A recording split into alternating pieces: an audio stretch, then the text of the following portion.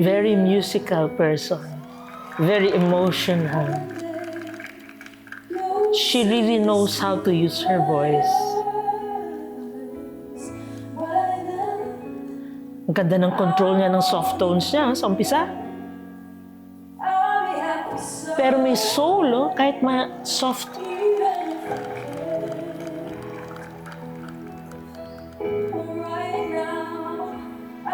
Hindi siya nagmamadali.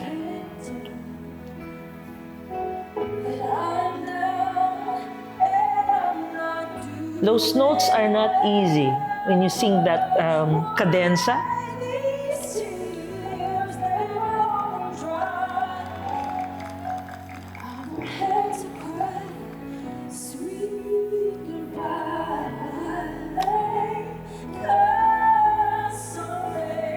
Parang pag naririnig ko at nakikita ko siya, nararamdaman ko yung soul niya, na-express niya sa boses niya.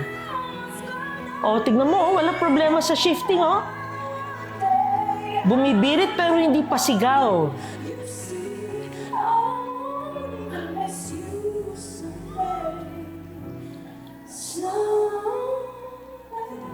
O, tignan mo, may control sa soft tones, marunong maglagay kung saan yung vibrato niya, at saka kung saan niya ilalagay yung straight tones niya. Oh.